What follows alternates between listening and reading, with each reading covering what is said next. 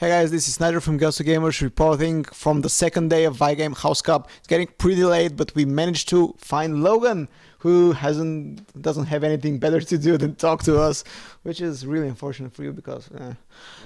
So before we start the interview, actually on Twitter, Blackout and Faramir called you tiny.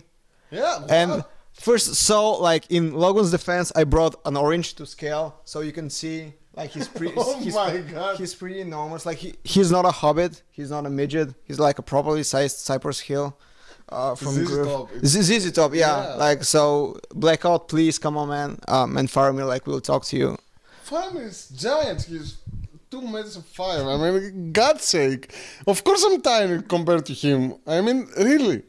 You have to see Nidra next to him. It's like, whoa. Yeah, nobody needs to see me. Anybody next to tall people like insignificant. Yeah, you're like Frodo or something. Even worse than that. So if I'm Frodo, like you're like Sam or Pippin or Merry. But Sam was a bit gay. So I don't like Pippin and Merry because they kill stuff. Like yeah, at least they killed stuff. I mean, yeah. Oh, what? Sam killed some 4th tier orcs that was asleep and stuff like that. Yeah, like not the best hobbit like out there. Yeah, his bio ain't that great. Okay, so unfortunately you're out of the tournament. You're not be competing today, but you got to cast a lot actually, and a lot of players, really liked what you were your analysis on Druid actually. And I know that you've been like playing a lot of Druid. So to start it off, what did you like about the class, and how did you get into playing and specializing in it?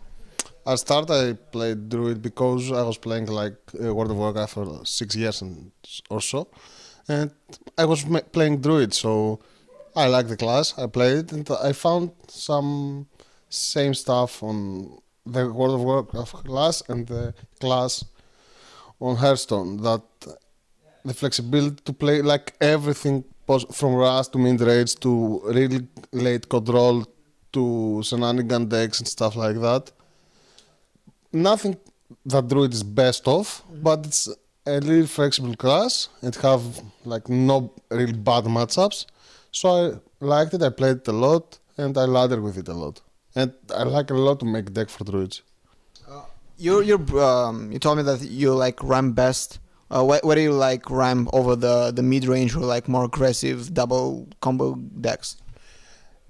There are, in my opinion, Ram Druid requires a lot of skill, except of course if you have the perfect hand, like every other deck, because it's really hard to stabilize the board. But if you are experienced, that you know how to handle the resources you have, it's really hard to be beaten, as the threats are so many threats, and if you play them at the right sequence, it's like unbeatable by other control decks. I believe that Ramp Druid with an average hand can win every control matchup.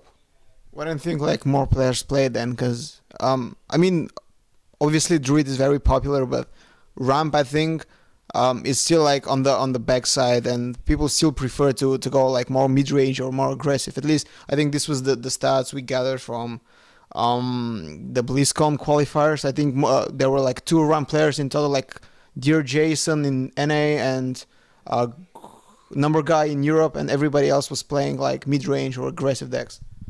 Some people are not really used to it. They prefer the double combo, the fast deck to burn down someone. And because Ramp Druid, it's not actually a deck that you get to counter something.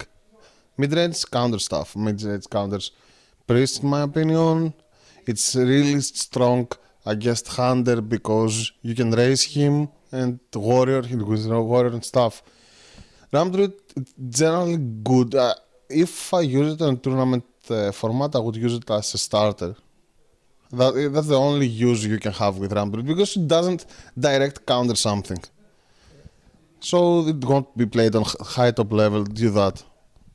What makes you different than other like established pro players like with Druid, like Strifecrow and Savis maybe? Do you know stuff they don't know, or like do you build differently? I think these 2 players are like my 2 favorite players anyway. I believe Savage is the best player, and no, I believe they are especially skilled on Druid, especially Strife and Savage, experienced on that, and they are really good players. I don't think I'm better than them, but I find myself to have like how it's called,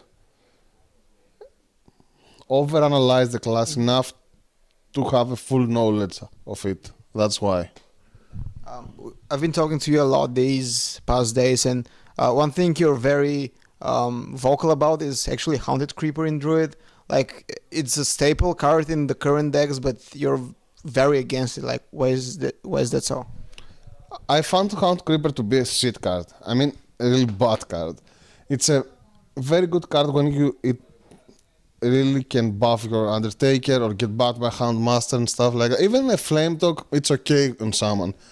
But I don't find a use of it on Druid. I mean, it's 2 cards out of 30 cards, and it's 1 damage per turn. You have no Argus to buff it up. I mean, you can't actually buff it up except on the Savage Roar turn. Why don't play just a Violet Teacher on your deck? It gets you more than 1 power creature. I find it really weak. It's as card, it's good, it's very good. The value, the mana cost, it's really good. But it doesn't justify the spot on your 30 cards deck. That's why I don't like it. Okay, so you mentioned that you admire Savis and Strife Crow. At Viagame, we also have like big players and big names competing. Colento, RDU are considered some of the favorites, Ties of Time as well. What do you think about the player pool in general, and how far do you think these names will go? Of course, some of the best players in the world. The tournament have a really high quality of players. I believe even the qualified players, some of them are really well known. Fitzfarm and Dallas, after all. And so many players. Lastic is really good as well. Of course, the invite players happen to have more spots at top 8, but I believe it's nothing to do that they are so much better than the qualified. I mean, I value everyone the same. Especially when I play against them, I value everyone the same. I don't underestimate or overestimate anyone because it's gonna make you play bad. But I believe that RDU gonna get it due the brackets of top 8 that we already seen and stuff, because his preparation for tournaments are just awesome.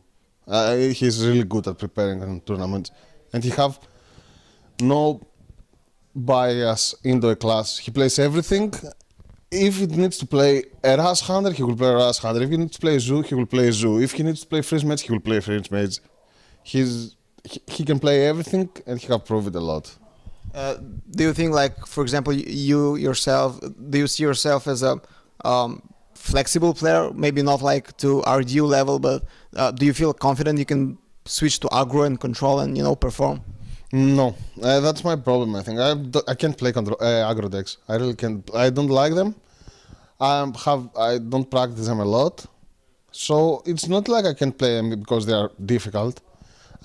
Just play aggro deck on control mentality, like I'm trading stuff and I don't go face enough, Yeah, totally understand, because I do the same. Yeah, that's my problem, and I want to fix that in the future, because as Blizzard release new cards, all of them are giving advantages to aggro for some reason, which I don't understand. You're actually a very active player on your local scene. Like, you've been telling me about big Greek tournaments, and Greece has strong players like Fibeli and Beharid. You're one of those guys, of course. Like, what does competing on local level teach you coming into Viagame? Nothing, literally. I mean, nothing. Because most of Greek tournaments have bad formats. They are not people that organize tournaments every day. They don't know, that's why. They have bad formats in the competition because everyone's spread around the Greece and they can't travel all the time. Most of the time it's not that good. And sometimes you can't even win a tournament because it's like a best of 3 single elimination or 4-round Swiss best of 1, something like that, which is totally stupid. But I like to practice a lot with some specific Greek players. There are like 5 or 6 people that are on top level at HearthStone. I believe they are. Okay, I want to go back to the Savages topic just before we move on. You mentioned something to me today that you consider him one of the best players, but you don't actually think of him highly as a deck builder. You said he's like a deck pilot, an excellent one, but not a very good deck builder. Are there other players like him in the scene that just can play perfectly, but can they build really well? Yeah, there are a lot that combine that skill, but exceptional deck pilots, I would consider Ignite from MIM. Oh, well, ex-MYM, he's not... ex-MIM, sorry. Koledo is great on both. Tides, the most people are great on both, but Savage, for me, it's watching him play, it's like amazing. He's threw every move into a game from the first till the last turn. He's not only guessing, knows what he will play, what his enemy gonna play and everything. This guy is amazing to watch him play. I just find sometimes his deck really weak. I mean, wrong deck selection stuff, but he's amazing player. I believe him as the best player, the best pilot at the moment. Given this weakness of his, do you think like he will do well in a format like House Cups, like where you need to prepare like 9 decks? And as I'm asking this because a lot of the players we talked during the days think this will actually become the standard in future tournaments. Like we talked with RDU some hours ago, and he said that like for like the last part of the tournament, like the top 8 bracket, he considers this to be like the future of formats. So I guess for players that are not good deck builders like Saviz, this might be a problem. No, actually, because deck building is not a solo business. I mean, you have a team, you have friends, you have stuff to prepare. The meaning of a team at the card game, as it used to Magic till now, it's to play testing and deck building. That's why teams exist and nothing more. Of course, esport, they are used as marketing and stuff, but as far as you have equally good or professional players in your team, you can always make top decks because you don't build them alone. You are not forced to play only your decks and stuff. You just pick the best decks and play them. And if you are good, you're gonna win. You have to have not only good mechanics insight on the game. You have to have good decks, but you have to have a great tournament and series planning as well. Something that was the reason I believe I lost an easy advance to top 8 this weekend. You mentioned Magic in your answer, and you come from a Magic background.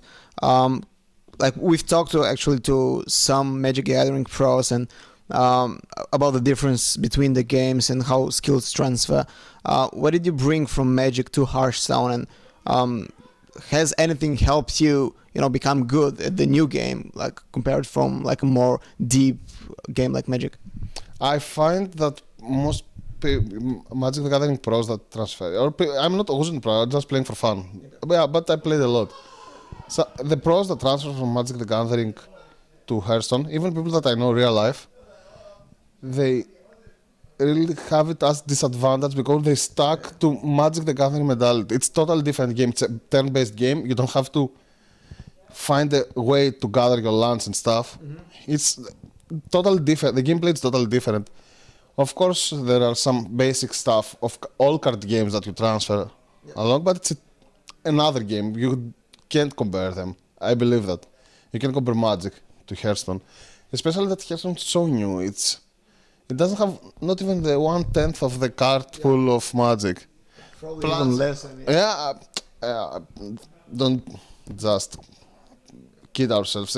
Magic gets a new version up, and 80% of the cards are playable at bad. It's like 20. Out of all the card pool of Magic, only 20% is like the real card pool of the game.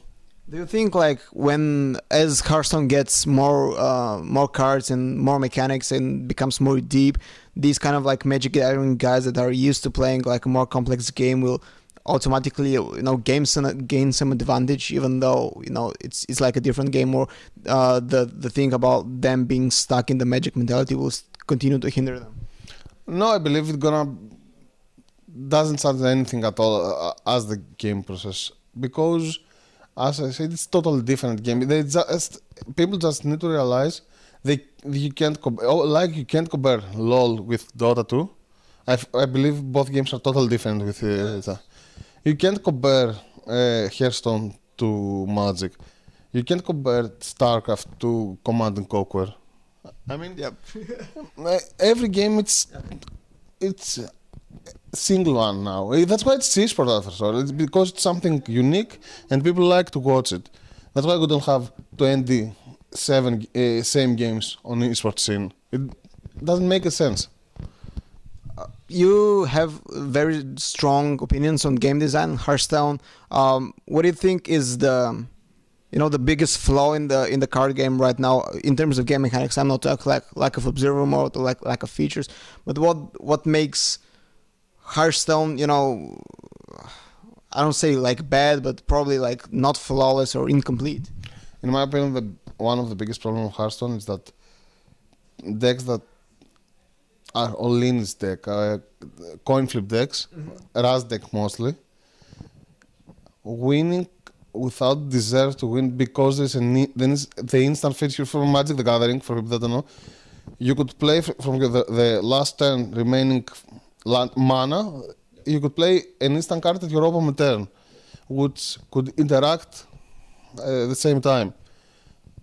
At Hearthstone, you just watch your enemy kill you. I mean, you can't interact with it. That's why I believe Miracle Log is a stupid deck. It was, at least, before the nerf.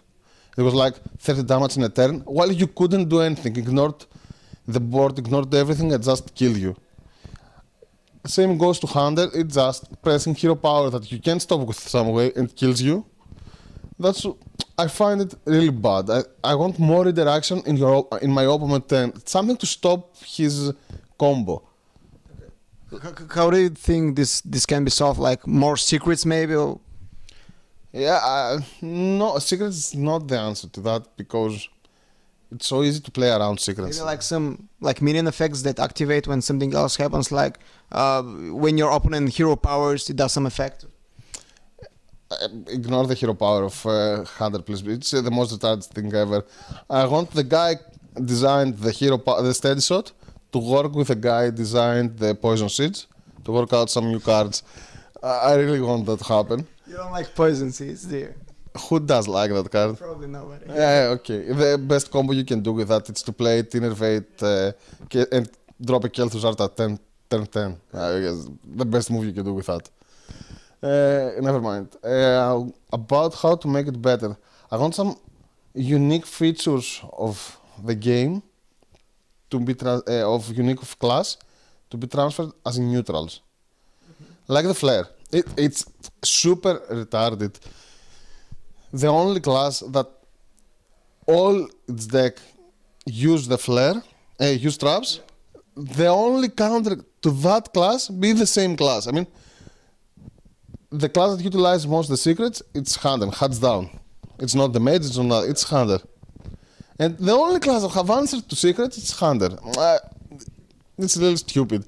I want a neutral creature because you can have spells at neutral. A neutral creature with flare effect would solve two issues at once. Yeah. The conceal 1000 damage turns and the trap turns. I mean, it's something so easy to see. Why don't make it? I think personally that things will change because these are obvious problems and a lot of them are being addressed. Like I know that a lot of players and consider, like, for example, life tap to be really strong, and you come from Magic and you know that yeah, cut advantage for 2 hit points. It's Magic players that watch us will know, like, Dark Confident, like how big of a difference it makes. Like you draw everything you need and you destroy people. Actually, you get answers to everything. What it's not right to talk about Magic. Because people are not everyone follows Magic, but think it logical. It's if you draw answers, you have a deck that it's supposed to be 30 good cards. So every time you tap, there's only something good can come out of it. It has no drawbacks at all. You don't waste that 2 mana because you get a card, you get an answer. It's not like playing, let's say, Mage and you just pin something for 1 damage that doesn't die, which makes no difference at the game. It makes difference because you have more answers to play. And one other feature that I never said about to you is that discard. You have to discard something to play cards with distract drawback. I mean, you can play a Doom card when you have not 2 cards to discard. Okay. It's stupid. I mean, one card that it's super powerful has to have a drawback. I mean, it's like dropping Ragnaros at turn 4. It has to have a drawback, all that. That's what I dislike a lot on Warlock at the moment. And I find the reason why he's strong. Even the Handlock. The Handlock is strong because turn 4 can remove anything with Soulfire and play Giant. I find this stupid.